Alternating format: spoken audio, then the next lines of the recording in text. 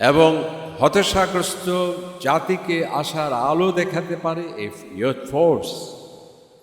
আজকে আমরা পশ্চিমা বিশ্বের যেগুলো শক্তিমত মানে অত্যন্ত উন্নত দেশ, তাদের সেই মূল চালিকা শক্তি হচ্ছে তারুণ্য। অক্সফোর্ড, ক্যামব্রিজ, হার্ভার্ড এগুলো হচ্ছে তাদের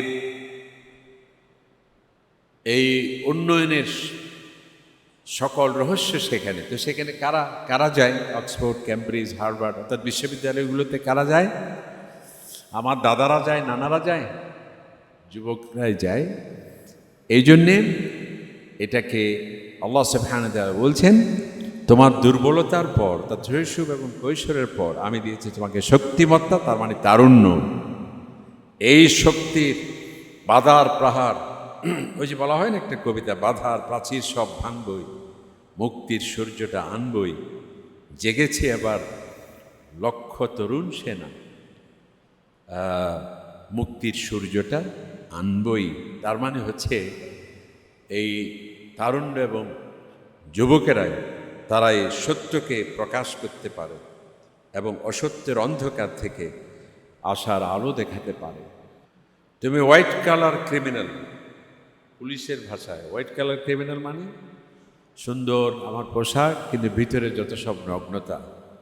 আল্লাহ তাআলা বলছেন যে তোমার বেশভূষায় মানুষ প্রতারিত হয়, কিন্তু আমি আল্লাহ সুবহানাহু ওয়া তাআলা তোমার চক্ষু কি লুকোচুরি খেলে, তোমার অন্তঃপুরে কি ভাবনার উদ্রেক আমি আল্লাহ জানি।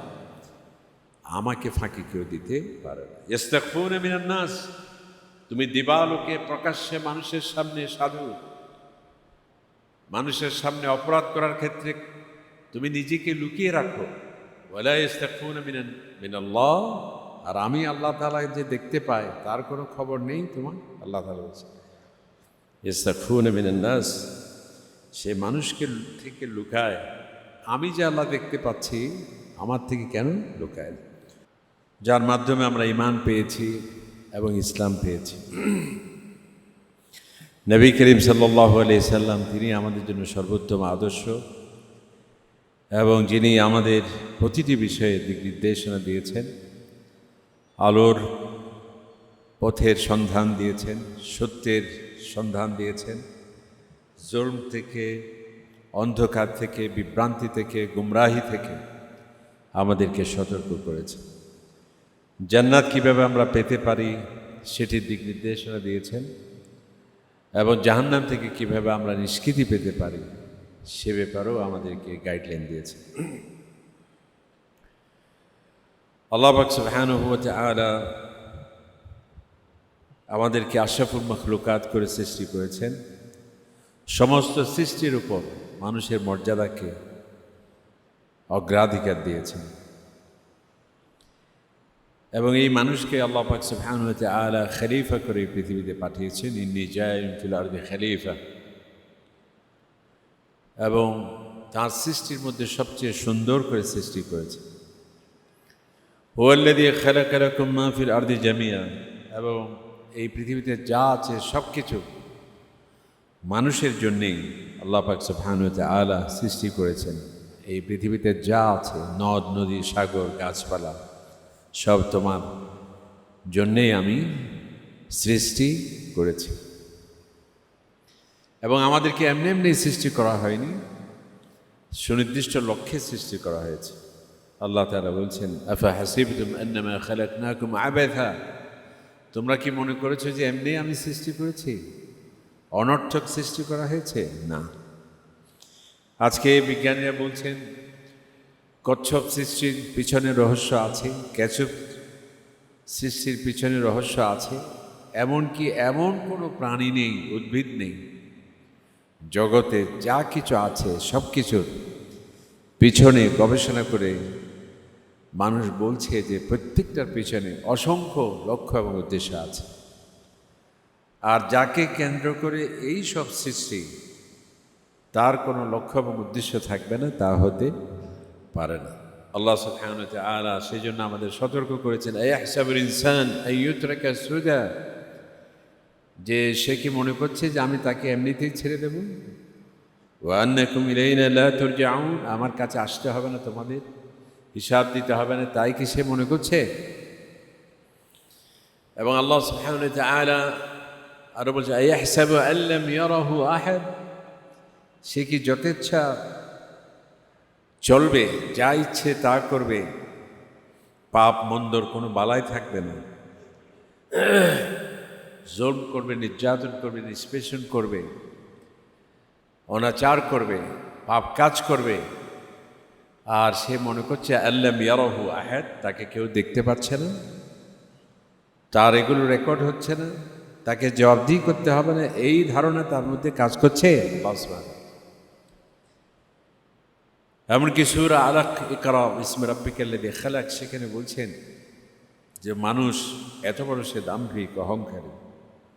কাল্লা ইন্নাল ইনসানা লায়াতগা, যখন সে নিজেকে দেখে অনেক সম্পদশালী, অনেক দাপট, সে অহংকার করে, দম্ভ করে, অন্যায় কাজ করে, এরপর আল্লাহ তাআলা আলাম ইয়ালাম বিআন্নাল্লাহ ইয়ারা, সে কি জানে না যে আমি আল্লাহ দেখতে পাচ্ছি, তার সব কিছু রেকর্ড করছি।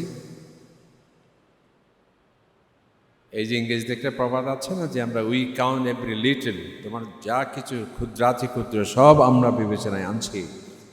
আল্লাহ তাআলা এখানে বলছেন আয়াহসাবু আল্লাম ইয়ারাহু আহাদ, তার এই কর্মকাণ্ডে কেউ নজরদারি করছে না, এটা কি সে মনে করছে? আয়াহসাবু আল্লা ইয়াকদির আলাইহি আহাদ, সে বিশাল শক্তিমত্তা, তার দম্ভ এবং অহংকার এতটুকুন পৌঁছেছে, সে কি মনে করছে যে তার উপর কেউ, তার এই শক্তিকে কেউ চ্যালেঞ্জ করতে পারে না? আল্লাহ ইয়াকদির আলাইহি আহাদ, তার এই দাপটে মনোভাব, তার এই দম্ভ, তার এই অহংকার, তার এই পাপাচার, তার এই অনাচার, তার এই বিদ্রোহাত্মক মনোভাব, এটিকে রুখে দাঁড়াবার কেউ নেই, এটা কি সে মনে করছে? আল্লাহ সুবহানাহু ওয়া তাআলা বলছেন ইন্না রাব্বাকা লাবিল মিরসাদ, আমি আল্লাহ সুবহানাহু ওয়া তাআলা তোমার প্রত্যেকটি বিষয় অত্যন্ত নজরদারিতে রাখছি। আল্লাহ ইয়ালামু খায়িনাতাল আয়ুন ওয়া মা তুখফি সুদুর, তুমি হোয়াইট কালার ক্রিমিনাল, পুলিশের ভাষায় হোয়াইট কালার ক্রিমিনাল মানে সুন্দর আমার পোশাক, কিন্তু ভিতরে যত সব নগ্নতা। আল্লাহ তাআলা বলছেন যে তোমার বেশভূষায় মানুষ প্রতারিত হয়, কিন্তু আমি আল্লাহ সুবহানাহু ওয়া তাআলা তোমার চক্ষু কি লুকোচুরি খেলে, তোমার অন্তঃপুরে কি ভাবনার উদ্রেক, আমি আল্লাহ জানি, আমাকে ফাঁকি কেউ দিতে পারে না। ইস্তাগফুনা মিনান নাস, তুমি দিবালোকে প্রকাশ্যে মানুষের সামনে সাধু, মানুষের সামনে অপরাধ করার ক্ষেত্রে তুমি নিজেকে লুকিয়ে রাখো। ওয়ালা ইস্তাগফুনা মিনাল্লাহ, আর আমি আল্লাহ তাআলা যে দেখতে পাই তার কোনো খবর নেই তোমার। আল্লাহ তাআলা বলছে ইস্তাগফুনা মিনান নাস, সে মানুষকে থেকে লুকায়, আমি যে আল্লাহ দেখতে পাচ্ছি আমার থেকে কেন লুকায়?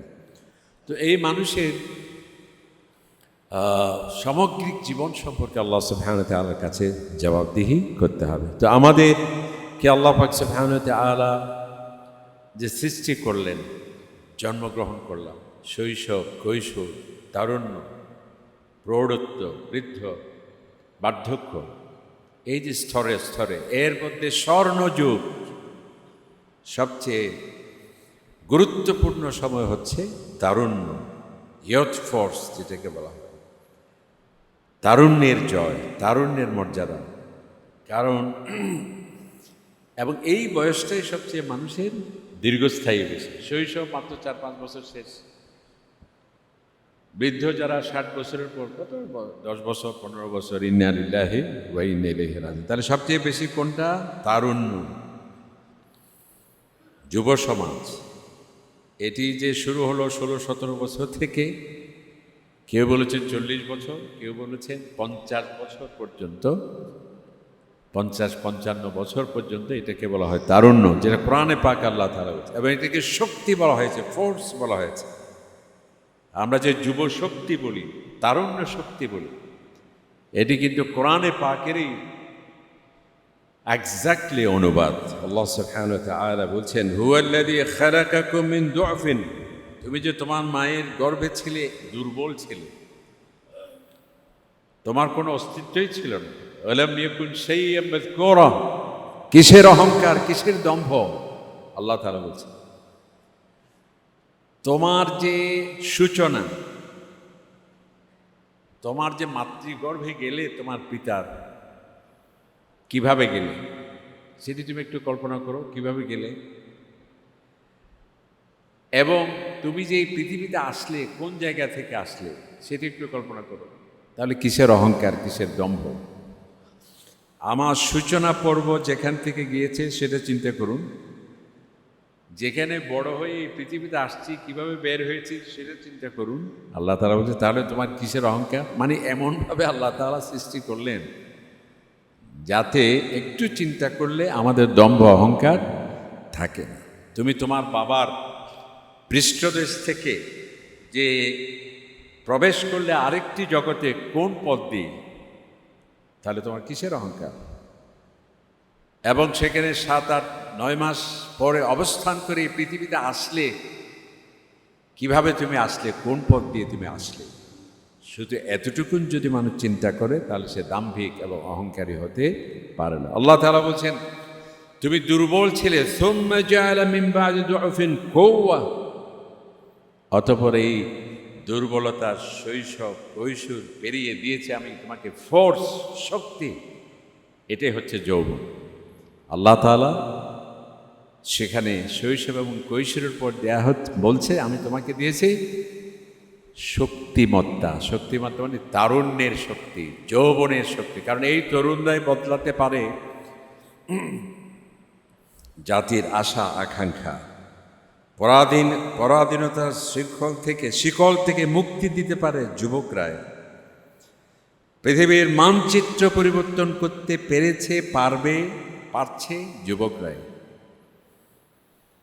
এবং হতাশাগ্রস্ত জাতিকে আশার আলো দেখাতে পারে এই ইয়ুথ ফোর্স। আজকে আমরা পশ্চিমা বিশ্বের যেগুলো শক্তিমত, মানে অত্যন্ত উন্নত দেশ, তাদের সেই মূল চালিকা শক্তি হচ্ছে তারুণ্য। অক্সফোর্ড, ক্যামব্রিজ, হার্ভার্ড এগুলো হচ্ছে তাদের এই উন্নয়নের সকল রহস্য সেখানে। তো সেখানে কারা যায়? অক্সফোর্ড, ক্যামব্রিজ, হার্ভার্ড অর্থাৎ বিশ্ববিদ্যালয়গুলোতে কারা যায়?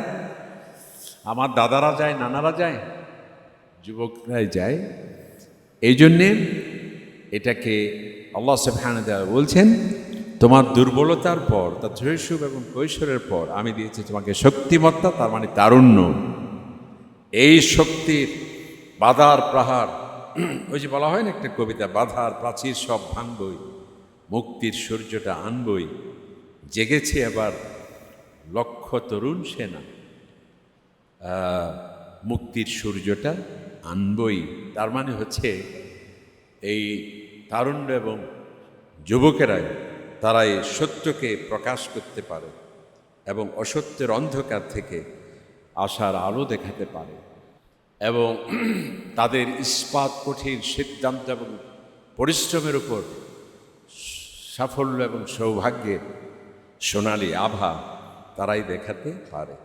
সেই জন্যে নবী করিম সাল্লাল্লাহু আলাইহি সাল্লাম ইরশাদ করছেন হাদিসে পাকে, যেটা আমরা একটু আগেই বললাম, যে শৈশব মাত্র 5-6 বছর, কৈশোর মাত্র 6-7 বছর, বার্ধক্য মাত্র 7 বছর 8 বছর, রিটায়ারমেন্টের পরে প্রায় ইন্না লিল্লাহি ওয়া ইন্না। তার মানে এই নয় যে আপনারা যারা অবসরে গিয়েছেন ভয় পাওয়ার কারণ নেই। 100 বছর, 120 বছর এরকম খুবই কম, রেয়ার। তাহলে সবচেয়ে বেশি কোনটা? যৌবন এবং তারুণ্য। এই জন্য আল্লাহ রাসূল বলছেন যে তোমার জীবনে তারুণ্যকে, সেটি প্রৌঢ়ত্বের অন্ধকারে হারিয়ে যাওয়ার আগে আগে এই তারুণ্য যে ইতিবাচক দিকগুলো উপলব্ধি করার তুমি চেষ্টা করো। শাবাবাকা কাবলা হারামি, তোমার তারুণ্যকে বার্ধক্যে উপনীত হওয়ার আগে কত বড় যে আল্লাহর নেয়ামত সেটা তুমি বোঝার চেষ্টা করো আল্লাহ। এবং আরেকটি হাদিসে নবী ইসলাম বলছেন যে কিয়ামতের দিন আমি মানুষকে জিজ্ঞেস করব, এই প্রশ্নগুলোর উত্তর দেওয়ার আগে কেউ সম্মুখ পানে একটি কদম রাখতে পারবে না। আল্লাহ বলছেন, সেটা কি? প্রথম হলো, তোমাকে আমি যে সামগ্রিক জীবন দিয়েছি তার সম্পর্কে তুমি হিসাব দাও। এরপর বলা হচ্ছে ওয়ান শাবাবিহি ফিমা আবলা, যে সবচেয়ে দীর্ঘস্থায়ী সময় যে তরুণ ছেলে, তুমি যুবক ছেলে, ইয়াতফর ছেলে, এই শক্তি তুমি কিভাবে অতিবাহিত করেছো? ইতিবাচক পথে নাকি নেতিবাচক পথে? বিভ্রান্তির পথে নাকি জাতির কল্যাণে, খোদাদ্রোহিতার পথে, নাস্তিক্যের পথে, বিভ্রান্তির পথে, নাকি আমি আল্লাহ সুবহানাহু ওয়া তাআলার পথে তুমি কাটিয়েছিলে? আজকে তুমি জবাব দাও। তাহলে তারুণ্য, যুব সমাজ তাদের এই যৌবন সম্পর্কে, তারুণ্য সম্পর্কে মহান আল্লাহ সুবহানাহু ওয়া তাআলার কাছে জবাবদিহি করতে হবে। আরেকটি হাদিসে তরুণদের কি মর্যাদা, যুব সমাজের কি মর্যাদা, নবী করিম সাল্লাল্লাহু আলাইহি ওয়াসাল্লাম ইরশাদ করেছেন যে আজকের এই পৃথিবীতে ভিআইপি বা ভিভিআইপি একটা কি আছে, প্রটোকল আছে। ভিভিআইপি 1, ভিভিআইপি 2, এরপর বিভিন্ন ধাপ থাকে। কিয়ামতের দিন আল্লাহ পাক সুবহানাহু ওয়া তাআলা নবী ঘোষণা করছেন 7 ব্যক্তিকে ভিভিআইপি প্রটোকল দেয়া হবে, ভিআইপি প্রটোকল। তারাই আমি আল্লাহ সুবহানাহু ওয়া তাআলার আরশের ছায়াতলে তারা জায়গা পাবে। তাদের যে অবদান, সেটির কারণে, তাদের যে কন্ট্রিবিউশন, তাদের যে অ্যাচিভমেন্ট, সেটির স্বীকৃতি স্বরূপ 7 ব্যক্তিকে আমি আল্লাহ সুবহানাহু ওয়া তাআলা কিয়ামতের দিন কি দেব? তাদেরকে সম্মান দেব। তার মধ্যে একজনকে ওয়াশাবুন নাশাআ ফি ইবাদাতিল্লাহ, সেই যুবক যাকে তারুণ্যের কোনো নেতিবাচকতা যাকে স্পর্শ করতে পারেনি, চারিত্রিক কলুষতা তাকে স্পর্শ করতে পারেনি, কোনো ধরনের সন্ত্রাস, কোনো ধরনের মাদকতা তাকে স্পর্শ করতে পারেনি, বরং সে আমি আল্লাহ সুবহানাহু ওয়া তাআলার ইবাদতে ছিল মশগুল। এই তরুণকে আমি আল্লাহ সুবহানাহু ওয়া তাআলা আরশের সুশীতল ছায়াতলে তারা জায়গা পাবে। ওই 7 ব্যক্তির মধ্যে এক ব্যক্তি ওই সব তরুণ যারা মহান আল্লাহ সুবহানাহু ওয়া তাআলার সাথে ইবাদতে নিজের জীবনকে অতিবাহিত করেছে। এবং সমস্ত নবীরা দেখুন, যারা নবুয়ত পেয়েছেন 70 বছর পরে গিয়ে না, 80 বছর পরে গিয়ে, সবাই যৌবনে নবুয়তে সম্মানিত হয়েছে। হযরতে ইউসুফ আলাইহিস সালাম, যিনি অনেক লম্বা সূরা ইউসুফে হযরত ইউসুফ আলাইহিস সালামের কাহিনী আমরা জানি, যেটা আল্লাহ সুবহানাহু ওয়া তাআলা আহসানুল কাসাস, সবচেয়ে সুন্দর কিসসা বলা হয়েছে সেখানে। হযরত ইউসুফ আলাইহিস সালাম এমন এক তরুণ ছিলেন যার সামনে সম্পদের পরীক্ষা এসেছিল, চরিত্রের পরীক্ষা আসছিল। আমরা জানি যে সেই রানী তাকে কি প্রস্তাব দিয়েছিলেন। তিনি বলেছেন, মাআযাল্লাহ ইন্নী আখাফুল্লাহ রাব্বাল আলামিন, তোমার এই কুপ্রস্তাবে আমি সায় দিতে পারি না যে মহান আল্লাহ সুবহানাহু ওয়া তাআলা আমাকে এত সম্মান দিয়েছেন, মর্যাদা দিয়েছেন, নবী করেছেন। তোমার এই কুপ্রস্তাবে সায় দেওয়ার মতো লোক আমি নই, সুবহানাল্লাহ। এবং সেই তরুণ ইউসুফ আলাইহিস সালাম, যাকে ভাইয়েরা ষড়যন্ত্র করে কূপে ফেলে দিয়েছিল, এবং ভাইয়েরা পরবর্তীতে যখন তিনি চিনতে পেরেছিলেন, বললেন যে তোমরা তোমাদের ভাই সম্পর্কে কি করেছিলে, তখন তারা বলেছিল যে আমাদের মনে হয় তুমি তো আমাদের সেই ইউসুফ। তখন উনি বলে যে হ্যাঁ, আমি হচ্ছে সেই ইউসুফ, এ হচ্ছে আমার ভাই। আজকে তখন তারা বলল, আল্লাহ, আল্লাহ সুবহানাহু ওয়া তাআলা তোমাকে বিশেষ সম্মান দিয়েছেন আমাদের উপর, তোমাকে বিশেষ সম্মান দিয়েছে যা আমরা আগে বুঝতে পারি নাই। তখন হযরত ইউসুফ আলাইহিস সালাম কি বলেছিলেন যে ওয়ামান ইয়াত্তাকিল্লাহ, আমার এই সম্মান কেন? আল্লাহ তাআলা উনি বলছেন যে যে তাকওয়া অবলম্বন করবে, যে সবর করবে আল্লাহ তাআলা তার মর্যাদা, তার সম্মানকে প্রতিষ্ঠিত করবেন। সুবহানাল্লাহ। তরুণদের আদর্শ হযরত ইউসুফ আলাইহিস সালাম। আরেক তরুণ দেখুন হযরত ইব্রাহিম আলাইহিস সালাম, যার বাবা ছিলেন আজর। প্রতিমা শুধু পূজারই ছিলেন না, প্রতিমা তৈরি করা, মার্কেটিং করা, বিপণন করা এর দায়িত্বে ছিলেন ওনার বাবা। এবং একজন ছোট্ট যুবক ওনার বাবার সাথে যে বিজ্ঞানভিত্তিক, জ্ঞানভিত্তিক, তাত্ত্বিক যে কি ডিবেট হচ্ছিল যে বাবা তুমি কিভাবে সেই প্রতিমা তুমি কি করতে পারো, তুমি আরাধনা করতে পারো, কেন তুমি আল্লাহ সুবহানাহু ওয়া তাআলার ইবাদত করছো, নানাবিধ যুক্তি দিয়ে তিনি বলছেন।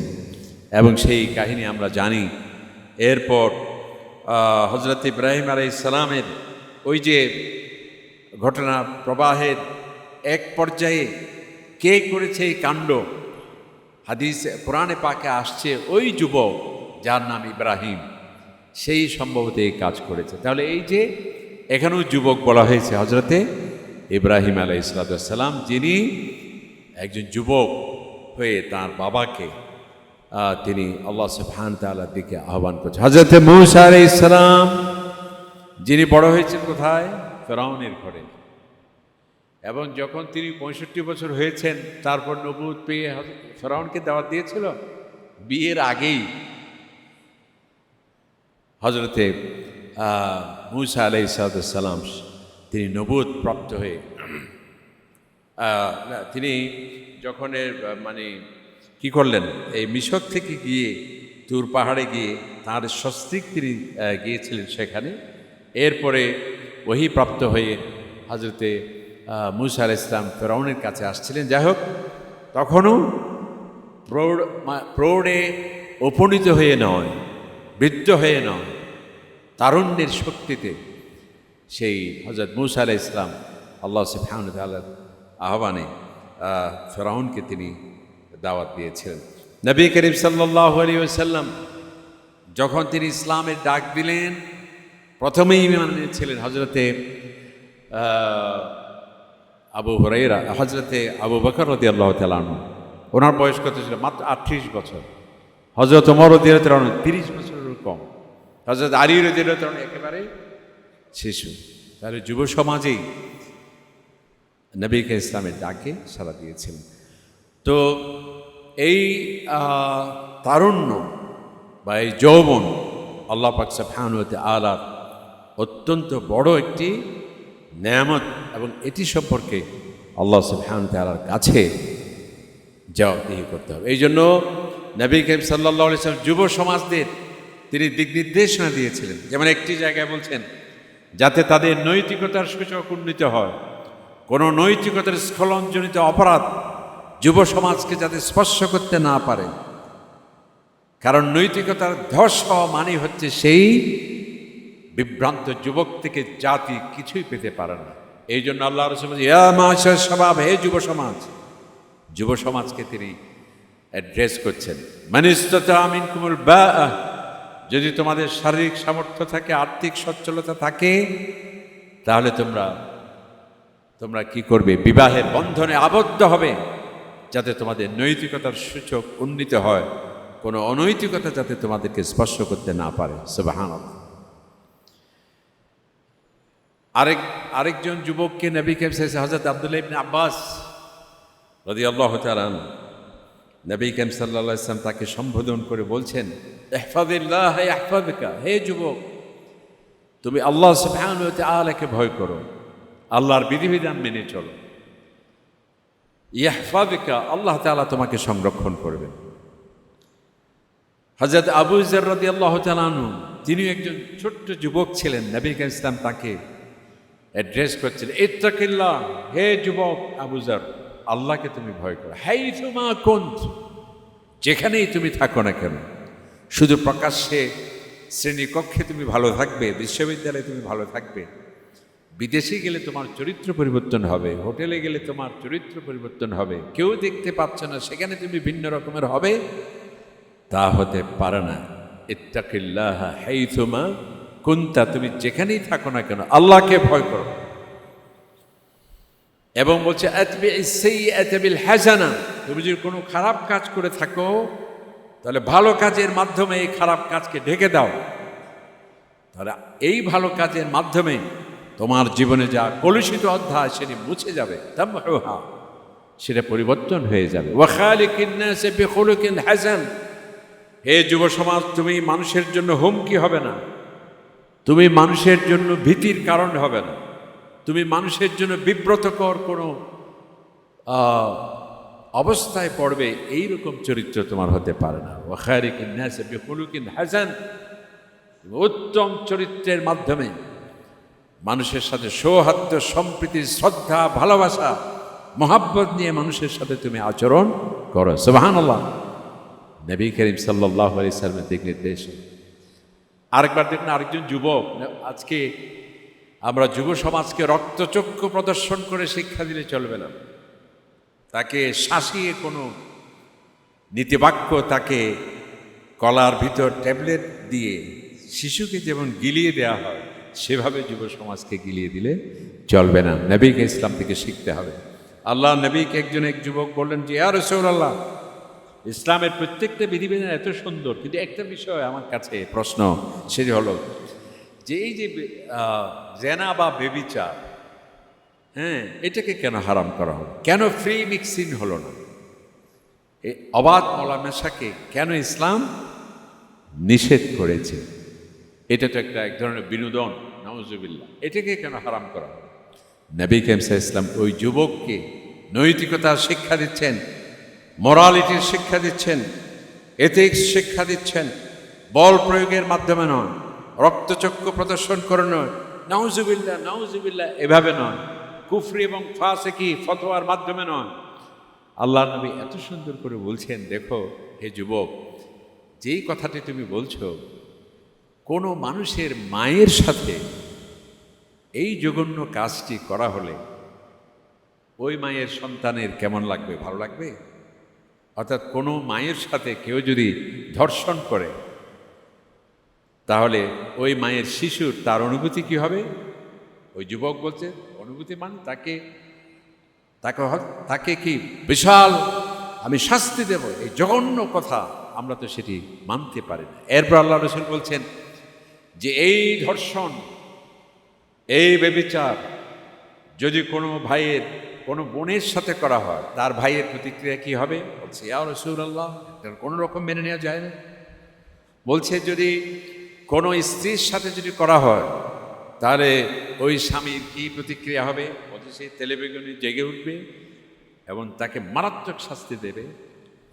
এরপর আল্লাহ রাসূল বলছেন, তাহলে এই যে জেনা, এই ব্যভিচার ইসলাম যে হারাম করা হলো, এবং এই ধর্ষণ কেউ যদি করে, এই মারাত্মক অপরাধ কেউ যদি করে, কোনো মেয়ে, সে তো কারো মা হবে, সে তো কারো বোন হবে, সে তো কারো স্ত্রী হবে, এই জন্যই এটাকে নিষেধ করা হয়। সুবহানাল্লাহ। ওই যুবক অবাক হলেন, ইয়া রাসূলুল্লাহ, সাদাকতা ইয়া রাসূলুল্লাহ, অবশ্যই সেটি হারাম হওয়ার যোগ্য। এভাবে নবী ইসলাম যুবকদের দৃষ্টি আকর্ষণীয় নোটিশ একের পর এক জারি করেছেন। সুবহানাল্লাহ।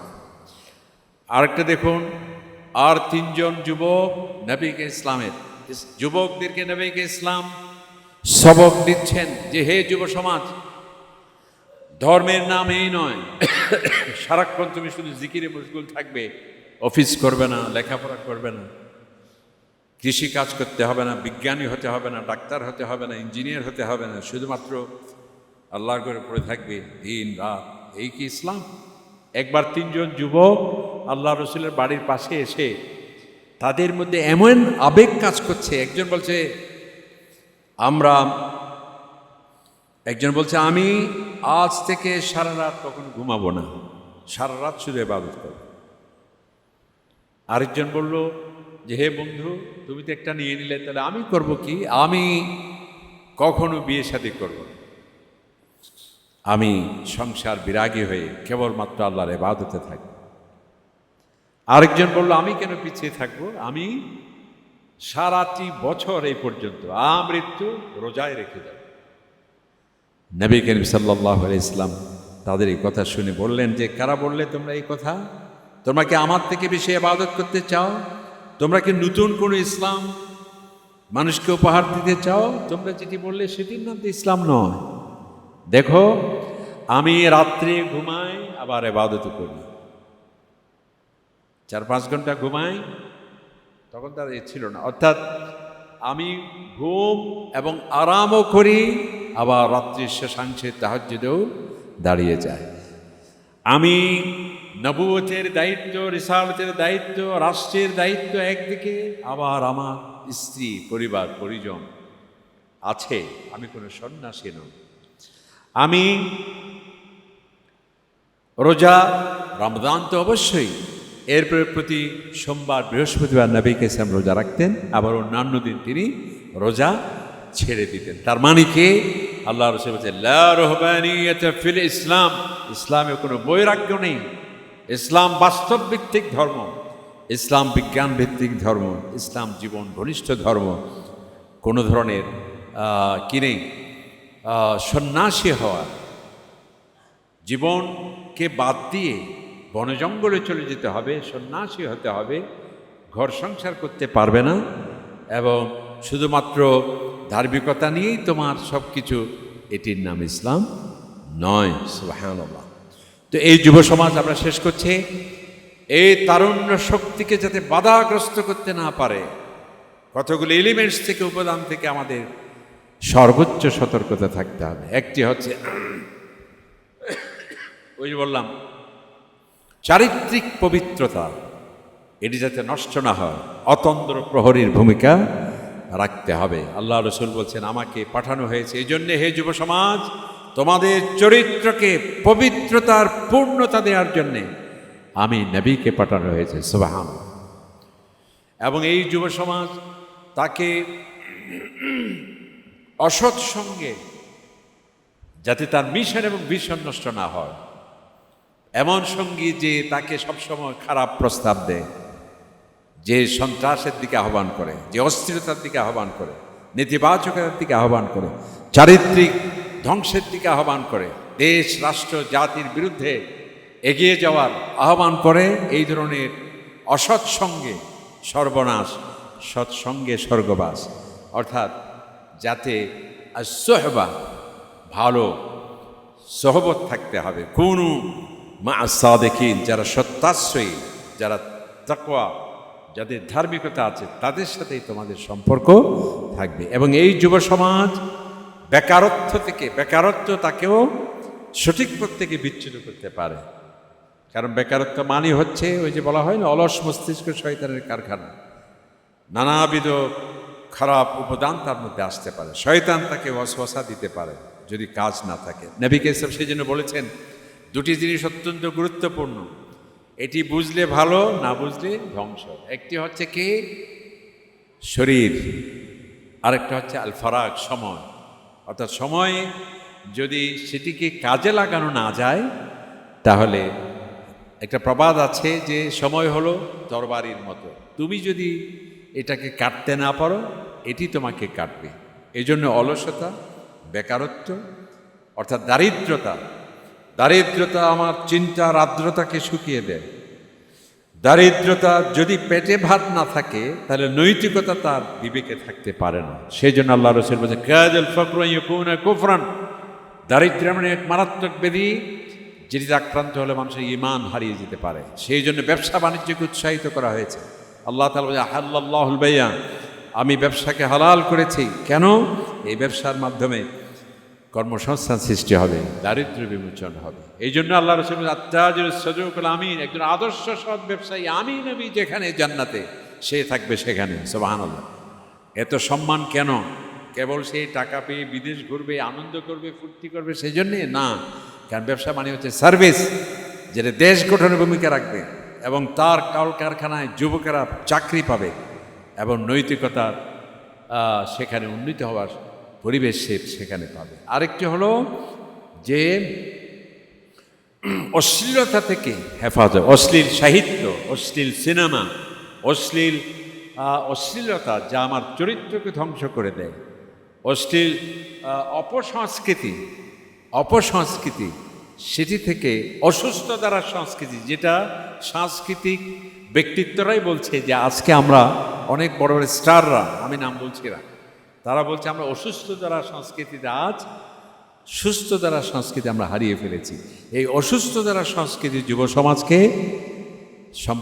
গ্রাস করে দিতে পারে। আরেকটি হচ্ছে আকাশ সংস্কৃতি। আকাশ সংস্কৃতি, সেই আকাশ সংস্কৃতি অবশ্যই ভালো দিকে আছে, সেটি লালন করতে হবে, ধারণ করতে হবে। আর এর অপসংস্কৃতি যেটা আছে, নেতিবাচকতা, সেটি যাতে আমার যুব সমাজকে বিভ্রান্ত করতে না পারে, অতন্দ্র প্রহরীর আমাদের ভূমিকা রাখতে হবে। আল্লাহ পাক সুবহানাহু ওয়া তাআলা আমাদেরকে সহ আমাদের যুব সমাজকে এই দেশ জাতির কল্যাণে এগিয়ে আসার তৌফিক দিন এবং মানুষের আশা আকাঙ্ক্ষা সুন্দর বাংলাদেশ, সুন্দর বিশ্ব, যেখানে সাম্য, সোশ্যাল জাস্টিস, দারিদ্র্য বিমোচন, স্থিতিশীলতা এবং সকল মানুষের অধিকার সংরক্ষণ এবং সামগ্রিক শান্তি এবং নিরাপত্তা নিশ্চিতকরণে সারা বিশ্বের যুবকদেরকে ইসলামের সুশীতল ছায়াতলে এসে স্ব ক্ষেত্রে অবদান রাখার তৌফিক দান করুন। আমিন। আসসালামু আলাইকুম ওয়া রাহমাতুল্লাহি ওয়া বারাকাতুহু।